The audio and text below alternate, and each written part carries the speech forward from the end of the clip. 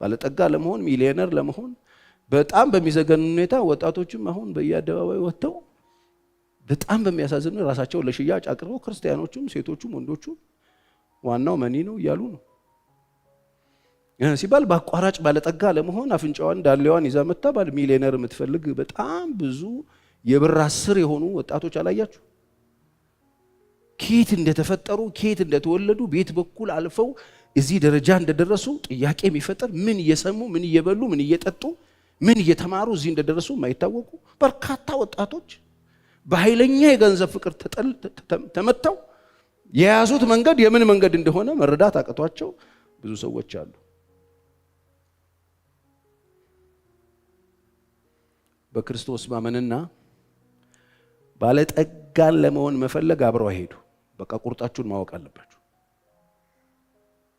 በክርስቶስ አመናለሁ ካላችሁ በኋላ እንደገና ነው ባለጠጋ ለመሆን በጣም መፈለግ አብረው ሄዱ የሚሄዱ አይደሉ አይሄዱም ይሄንን መግቢያ ላይ ነበር ሊነገረን የሚገባው መግቢያው ላይ ገና ስንመጣ ነበር ልንሰማው የሚገባው ዘለል ነው ይሄን ዕውቀት ባለጠጋ መሆን መፈለግና ክርስቲያን መሆን መፈለግ በጣም አብረው ሄዱ የክርስቶስ አማኝ መሆንና ባለጠጋ ለመሆን መፈለግ ማቻ ያደርጉም አብረው የሚሄዱ አይደል ለየቅል ናቸው ለዚህ ነው ኢየሱስ ክርስቶስ ሲመጣ በእኔና በሰይጣን መካከል አላለም ሰይጣን ለኢየሱስ ኢሹ አልነበረም አላነሳበትም እሱን ኢየሱስ ሲመጣ ለኔና ለሰይጣን መገዛት አትችሉም ለኔና ለምናምን ለሟርተኛ አላለም ኢየሱስ ያለው ለኔና ለገንዘብ ትከሻ ለትከሻ ተገጣጥሞ ከኔ ጋር ፉክክር ውስጥ ያለው እሱ ነው እሱ የገሃነም መንገድ ነው ወይ እኔን ወይ እሱን ትመርጣላችሁ ነው ያለው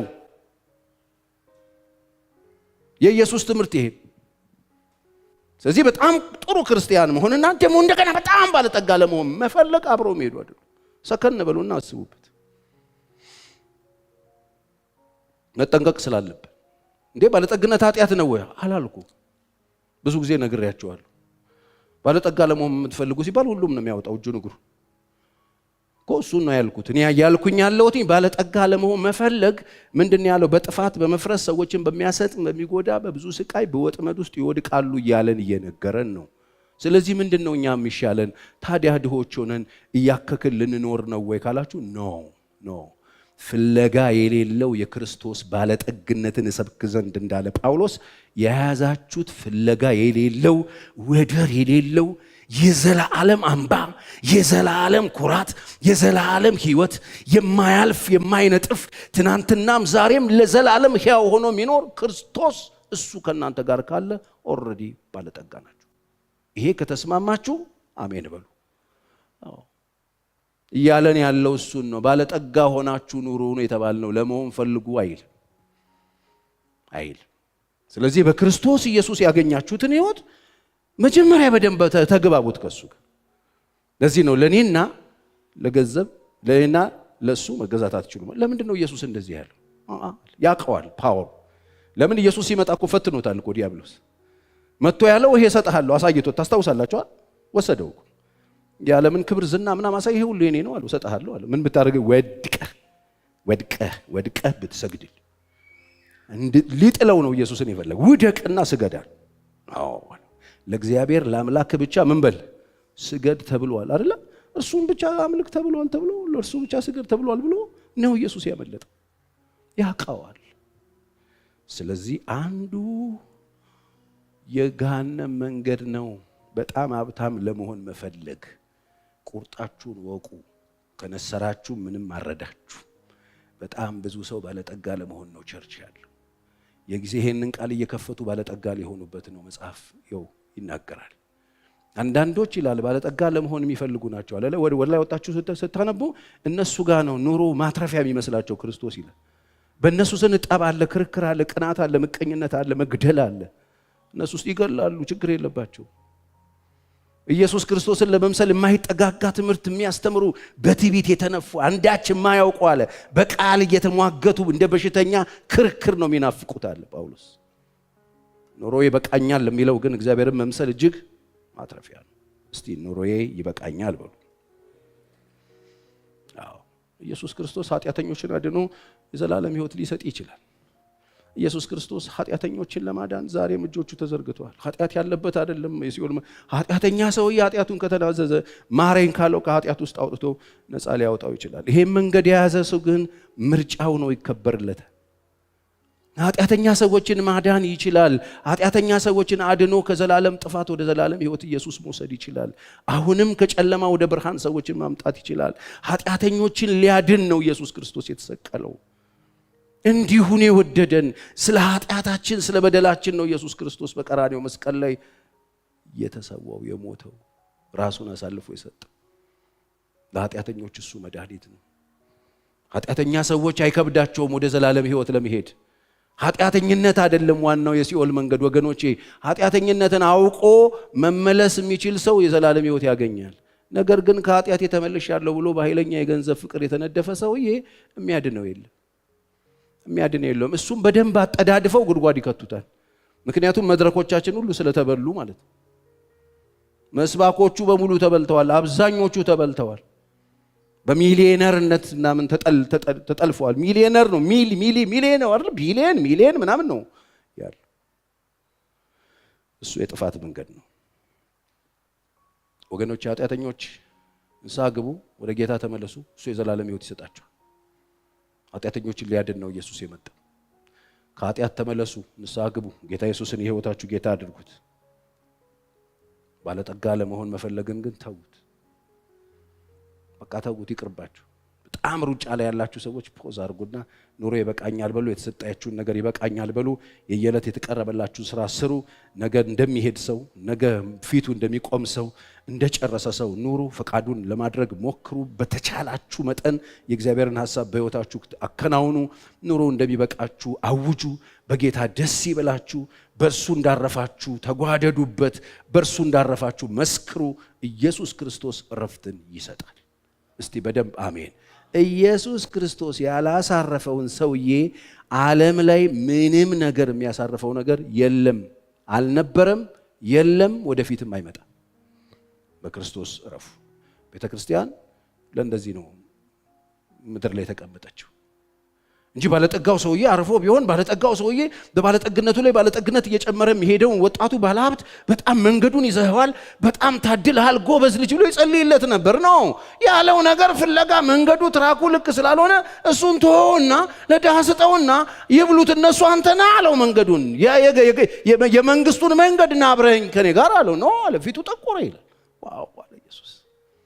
እንዴት ጭንቅ ነው ለባለጠጋ! እንዴት ጭንቅ ነው መንገድ መቀየር! እንዴት ጭንቅ ነው ዩተርን ማድረግ! እንዴት ጭንቅ ነው ከክርስቶስ ጋር መኖር! እንዴት ጭንቅ ነው! ግመል በበርፌ ቀዳዳ እኮ ብትሾል ይቀላታል። እንዴት ጭንቅ ነው አለ። ምክንያቱም ያ መንገድ ከባድ መንገድ፣ አንዴ ፈርጥጠ ከወጣበት መውረጃ የለውም። ወቅ ፓወር ስለሆነ ኃይል ስለሆነ መመለሻ የለውም። በክርስቶስ አምኖ ድኖ የዘላለም ሕይወት ይዞ መኖርና ባለጠጋ ለመሆን ያለቅጥ መፈለግ አብረው አይሄዱ።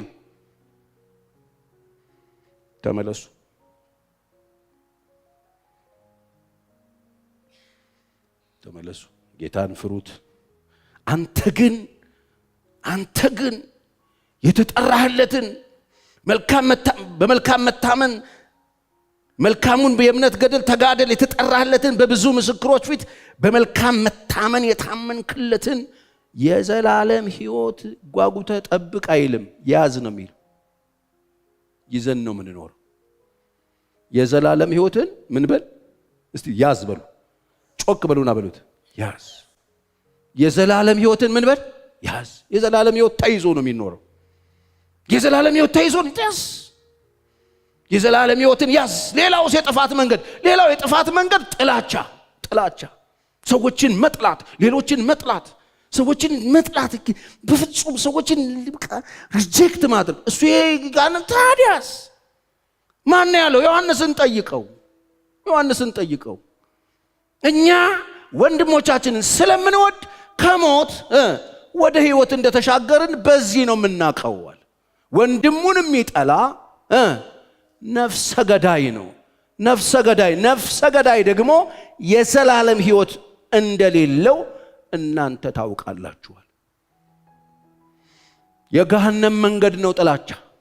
የያዛችሁት ጥላቻ ካለ የያዛችሁት መንገድ የገሃነም የእግዚአብሔር መንግስት መንገድ አይደል።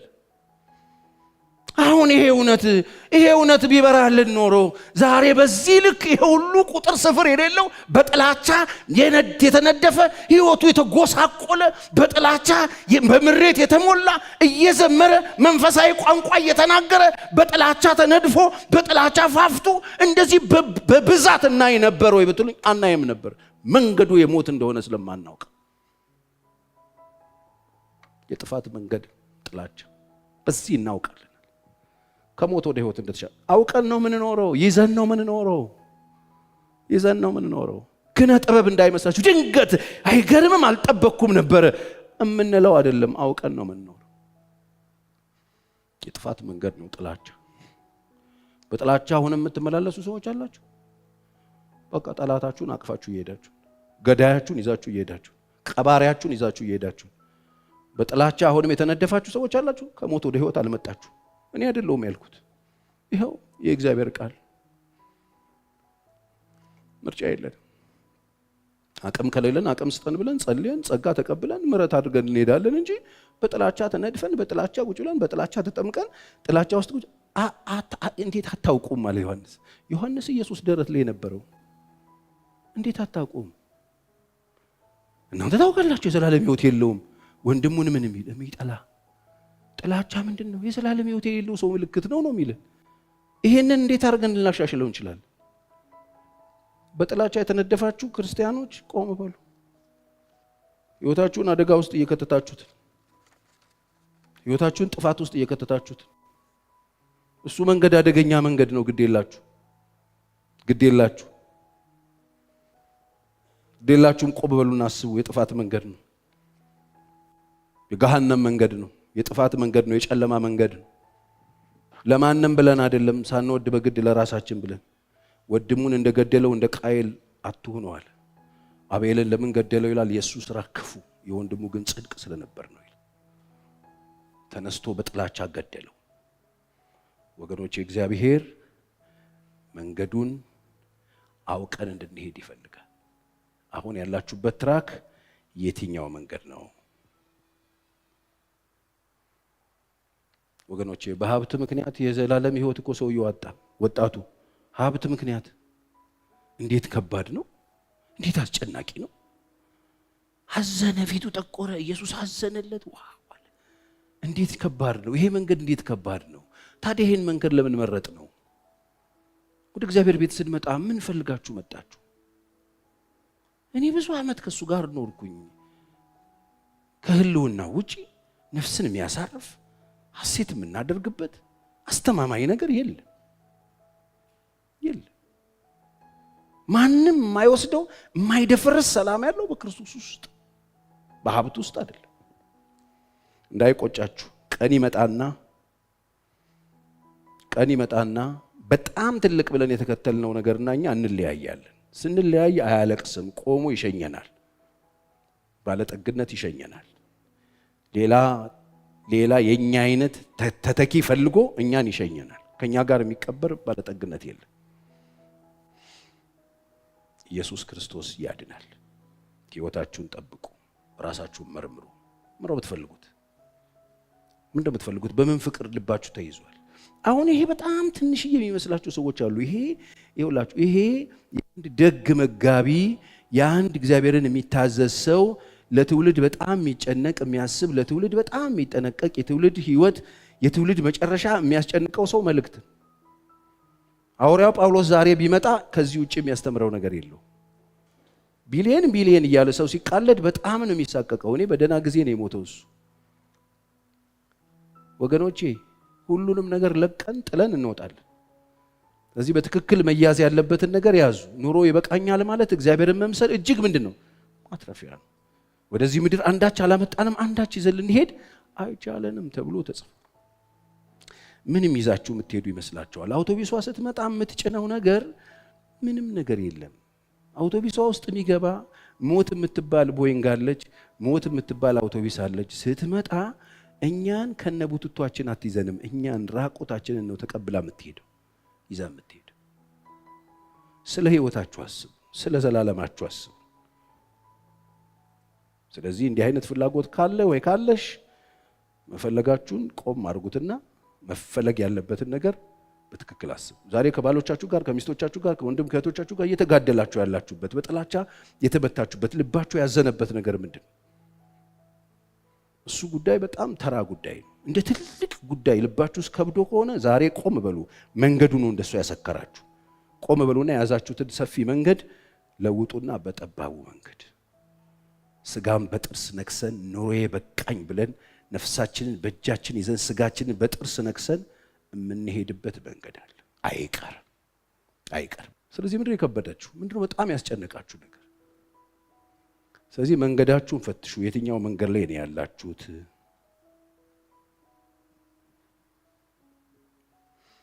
ስለዚህ ፊታችሁን የሚያጠቁር ነገር፣ የሚያበሳጭ ነገር ከሆነ ዛሬ የማወራው ነገር መንገዳችሁን ፈትሹ። እንደ ወጣቱ የምትናደዱ ከሆነ እኔ እያወራው መንገዳችሁ አደገኛ ነው። እኔ እያወራሁት ያለውን ነገር ውስጣችሁ የሚያራክስባችሁ ከሆነ መንገዳችሁን ፈትሹ። ባለጠጋ ለመሆን መፈለግና ትልቅ ሀብታም ሰውዬ ተብለ ስመጥር ለመሆን የያዝከው ትራክና መንገዱን ከክርስቶስ ኢየሱስ ጋር ማች አላረግ ብሎ እየተጣረሰብህ ህይወትን እያጎሳቆልክ ከሆነ ቆም በልና አስተካክል ነው ያልኩት። መንገድህን ቀይር። የጥፋት መንገድ ነው እሱ። ኑሮ ይበቃናል። ተመስገን እግዚአብሔር ሆይ ተመስገን። በቃ ስሩ። እጃችሁ በፈቀደላችሁ መጠን በንጽህና ስሩ። አይምሮአችሁ በፈቀደ መጠን ስሩ። ተግባርን ፈጽሙ። የዕለት እንጀራችንን ስጠን ተብሏል። የዕለት እንጀራችሁን ከሰጣችሁ ጌታችሁን አመስግኑ። ለዛሬ መኖር ከቻላችሁ ለነገ እግዚአብሔርን ተስፋ አድርጉት። ከዛ ውጪ ግን በዚህ ምድር ላይ አንቱ ለመባል የሆነ የብር ኩሊ ለመባል ባለጠጋ ለመባል በጥፋት በመፍረስ ሰዎችን በሚያሰጥ በሚያሰንፍ በስቃይና በወጥመድ ውስጥ ለመግባት እየሮጣችሁ ከሆነ ተመለሱ። መጽሐፍ ይነገረን ይሄንን ነው። ታውሳላችሁ ሐዋርያ ጳውሎስ ምዕራፍ 9 ላይ ያለ ሐዋርያ ሥራ ላይ እንዲሁም ደግሞ ሐዋርያ ሥራ ምዕራፍ 21 ላይ 26 ላይ ታገኙታላችሁ። አሳዳጅ እሱ የገሃነም ነው ታውቃላችሁ። አሳዳጅ ሁሉ የሚያሳድድ ሰው በተለይ ክርስቶስ ኢየሱስን ወንጌል በተለይ ክርስቶስ ኢየሱስ የሆኑትን ማሳደድ ማለት ራሱን ጌታን ማሳደድ። ለዚህ ነው ከሰማይ የወረደው። ለዚህ ነው ሳኦል ለምንድን ነው የምታሳድደኝ ያለው? ተገናኙ። ለምንድን ነው የምታሳድደኝ ያለው? ከዚህ በኋላ የመውጊያውን በትር ብትቃወም ይብስብሃል፣ አጠፋሃል፣ ረፍ። ምን አደረኩ? ለምንድን ነው የምታሳድደኝ? ማንን? የክርስቶስ የሆኑትን። ስለዚህ የክርስቶስ የሆኑትን ሰዎች ማሳደድ ምን ይጠቅማቸዋል? የሚያሳድዱ ሰዎች አሁን እዚህ እንኳን የላችሁ ማውቃለሁ። አሳዳጆች ብትሆኑ አትመጡም። ግን እንደው በሆነ አጋጣሚ ቢሰሙ ምንድነው የምትጠቀሙት? በማሳደድ ምንድነው የምታተርፉት? ሐላል እኮ ማሳደድ ሐላል ሰላማዊ ሰልፍ መውጣት እኮ ነው። ለመግደል ጌታ አሳዳጅ ሆነ መውጣት። ምን ሆናችኋል? ምን ነክቷችኋል? የክርስቶስ ኢየሱስ የሆኑትን ማሳደድ ማለት በእነሱ ላይ ስደት ማስነሳት ማለት የትም ሆናችሁ የምትሰሙ ሰዎች የትም ሆናችሁ በክርስቶስ ኢየሱስ ያመኑትን ክርስቲያኖችን ማሳደድ ማለት ራሱን ጌታን ማሳደድ ማለት ነው። እሱ ደግሞ ሲኦል ነው የሚጨምራችሁ። እሱን ፍሩት። ከፈራችሁ አይቀር እሱን ፍሩት። ከገደለ በኋላ ሰዎችን ገሃነም መጨመር የሚችለው። ስለዚህ አሳዳጅነት በራሱ የጥፋት መንገድ ነው። ከመሬት ተነስታችሁ የምታሳድዱ ሰዎች፣ ከመሬት ተነስታችሁ ክርስቲያኖችን የምታሳድዱ ሰዎች፣ በልዩ ልዩ ስፍራው ናችሁ የምትሰሙ እናንተ ከተማ ውስጥ ያላችሁ ሰዎች ይሄ አይገባችሁ። ግን በጣም በሚያሳዝን ሁኔታ አሁንም ድረስ በክርስቶስ ኢየሱስ ያመኑትን ሰዎች የሚያሳድዱ፣ ቤታቸውን የሚያቃጥሉ፣ ከብቶቻቸውን የሚያቃጥሉ፣ እነሱን የሚገሏቸው፣ ሰፈራቸውን የሚያስለቅቁ፣ ጉዳት የሚያደርሱባቸው ሰዎች አሉ በልዩ ልዩ ስፍራ ላይ። እነዚህ ሰዎች ምንድነው ያልገባቸው? እነዚህን ሰዎች ማሳደድ ማለት ጌታ ራሱን ማሳደድ እንደሆነ አያውቁ። የገሃነም መንገድን መርጣቸው፣ የሲኦል መንገድን መርጣቸው። ምን አረጓችሁ ወገኖቼ? መሰደድ በጽድቅ ኖረን የሚመጣ ችግር ነው። ጥፋት አጥፍተን ሰዎች በእኛ ላይ ሲነሱ ያለውን ነገር አላልኩም። ነገር ፈልገን የሚመጣውን አላልኩም። ይሄ መሰደድ ማለት በጽድቅ ኖረን የሚመጣብን እንግልት፣ የሚመጣብን መሰደድ፣ የሚመጣብን መገፋት በጽድቅ ስለኖር፣ በንጽህና ስለኖር፣ እምቢ ስላለን፣ አመፅን እምቢ ስላለን፣ ኃጢአትን እምቢ ስላለን፣ ክፋትን እምቢ ስላለን የሚመጣው ማለት ነው። እምቢ ስላሉ፣ ኖ ስላሉ፣ ይሄ እግዚአብሔር አይወደውም ስላሉ ሰዎች ይሰደዳሉ። ኃጢአት ሰርተው የሚባረሩትን አላልኩ፣ እሱን አላልኩ። ስለዚህ የማታምኑ ሰዎች ክርስቲያኖችን አታሳዱ። የማታምኑ ሰዎች ጌታን አለማመን መብታችሁ ነው። ብቻችሁን የመግባት መብት አላችሁ። እንደገና ግን ለጥፋት እሱን መንገድ ይዞ መሮጥ አይጠቅማችሁም። ተጠንቀቁ። ክርስቲያኖችን ታሳድዱ፣ የክርስቶስ ኢየሱስ የሆኑትን ብታሳድዱ ሰዎች አንድ ለነሱ የተጻፈላቸው በእውነት ጌታን እየመሰሉ ሊኖሩ የሚወዱ ምን ያደርጋሉ ነው ያለው? ይሰደዳሉ። ወየውለት ለሚያሳድዳቸው፣ እነሱ ተጽፎላቸዋል። ወየውለት ኢየሱስን አሳልፎ ለሚሰጠው፣ እሱ የመጣው ለሞት ነው። ግን ማሳደድ ጥፋት ነው፣ የጥፋት መንገድ ነው። ለምንድን ነው የምታሳድደኝ? የሐዋርያት ሥራ ምዕራፍ 26:14 ላንብብላችሁ። ሁላችንም አለ ጳውሎስ ሲናገር፣ ሁላችንም ሲተርክ ነው ይሄንን። ሁላችንም በምድር ላይ በወደቅን ጊዜ እንዴት ጌታን እንዳገኘው ሲናገር፣ ሳኦል ሳኦል ስለምን ታሳድደኛለህ? የመውጊያውን ብረት ብትቃወም ለአንተ ይብስብሃል የሚል ድምፅ በዕብራይስጥ ቋንቋ ሲናገረኝ ሰማሁ። ለምንድን ነው የምታሳድደኝ? እንዴት እውነትስ ጌታ ኢየሱስ ክርስቶስን አምነው የሚኖሩ ሰዎችን፣ በጌታ በኢየሱስ ክርስቶስ የታመኑ ሰዎችን፣ ይህንን ደግ ጌታ ለእኔ ነው የሞተው ብለው ሕይወታቸውን የሰጡ ሰዎችን ማሳደድ ተገቢ ነው ወይ? እንደሱ ማሳደድ ይገባል ወይ? ይሄን የምለው እኔ እናንተ ብቻ አይደላችሁም፣ እማያምኑም ሰዎች ስለሚሰሙኝ ነው። እማያምኑም ሰዎች ስለሚወዱኝ ይሰሙኛል። የምትወዱኝ ከሆነ ምንድነው የሚጠቅማችሁ? የሚያምኑ ሰዎችን ማሳደድ፣ አምነው የሚኖሩትን ሰዎች ማሳደድ ይጠቅማቸዋል። ብታሳድደኝ ከዚህ በኋላ ተባለ ጳውሎስ። ሳኦል ሃይማኖቱን የሚወድ ሰው ነው፣ እምነት ያለው ሰው ነው፣ ከገማልያል እግር ስር ቁጭ የተማረ ሰው ነው፣ ቅናተኛ ነው። አያቅም ማንን እንደሚያሳድድ አያቅም። እሱ ሐናንያን ነው፣ ጴጥሮስን ነው የሚያሳድደው። ለካ ኢየሱስን ነው የሚያሳድደው። ሺህ ጊዜ ሃይማኖተኛ ሁኑ፣ ሺህ ጊዜ ለሃይማኖታችሁ ተቆርቆሩ፣ ሺህ ጊዜ ያላችሁን እምነት ውደዱት። ሌላ ሰው ግን ማሳደድ አትችሉ። ሌላ ሰው ግን ማሳደድ ተገቢ አይደለም፣ ለእናንተ አይጠቅማችሁም። ይኸው መጽሐፍ ቅዱስ ለምንድን ነው የምታሳድደኛል? ማንን ነው የሚያሳድደው? መጤ ብሎ የሚያምንባቸውን ሰዎች መጤ ብሎ የሚያምንባቸውን ሰዎች ትናንትና እስጢፋኖስ ሲገደል ውገሩት ብሎ ልብስ ይዞ ቆሞ እስጢፋኖስ ሲወገር ቆሞ ያየ ሰው ነው። ስለዚህ አሁንም ጨምሮ ሰው ለመግደል የሚሮጥ ሃይማኖተኛ ነኝ የሚል ተምሬ ያለው የሚል ስልጣን አለኝ የሚል ከመንግስት አካላት ጋር ግብብነት አለኝ የሚል እኔ ፖዚሽኔን ተጠቅሜ አጠፋቸዋለሁ እነዚህን መጤዎች ብሎ የሚያስብ ሰው ነበር እኮ ሳኦል። ለምንድን ነው ግን የምታሳድደኝ? ሲጀመር ቆይ መሰደድ ይገባቸዋል ወይ? በትክክል አምነው ሰው ላይ ሳይደርሱ አምላካቸውን እያመለኩ በንጽህና የማይታየውን አምላክ አምነው ስለ ሰማይ ሕይወታቸው ራሳቸውን አሳልፈው ሰጥተው እሱ በሕይወታቸው እንዲኖር የዋህነትን ይዘው የሚኖሩ ሰዎች መሰደድ አለባቸው ወይ? እውነት ለመናገር አለባቸው ወይ? በልዩ ልዩ ስፍራ ያላችሁ ሰዎች ሌሎችን ሰዎች እምነታቸውን በእነሱ እምነት እኛ ማሳደድ አለብን ወይ? ተገቢ ነው ወይ?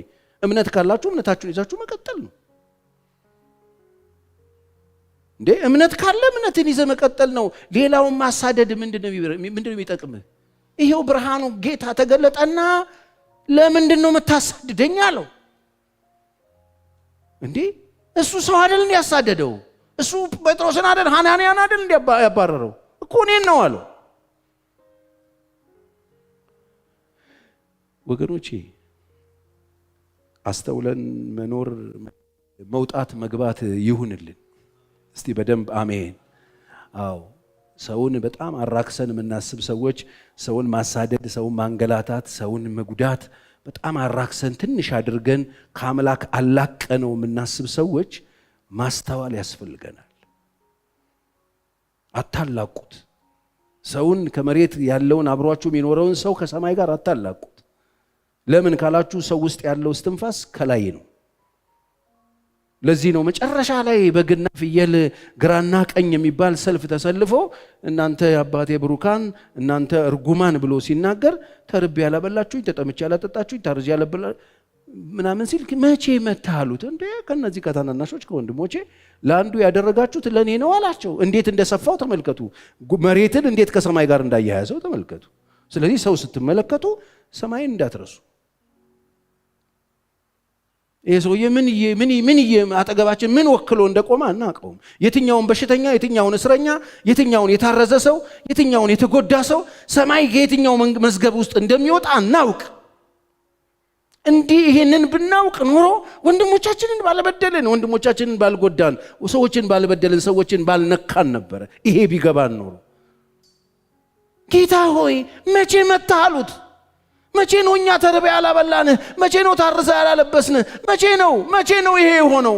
መቼ ነበረ? አንድ ቀን ያኔ። ናት ጨካኞች። ሳናውቅ ሰማያችንን እየወጋን እንዳይሆን መንገዳችሁን ቼክ አድርጉ። ዛሬም በክፋት ልባችሁ ብጥ ያለ ነውር ለመፈጸም እግሮቻችሁ ቢሮጡላችሁ ሰዎች ማስተዋል ያስፈልገናል።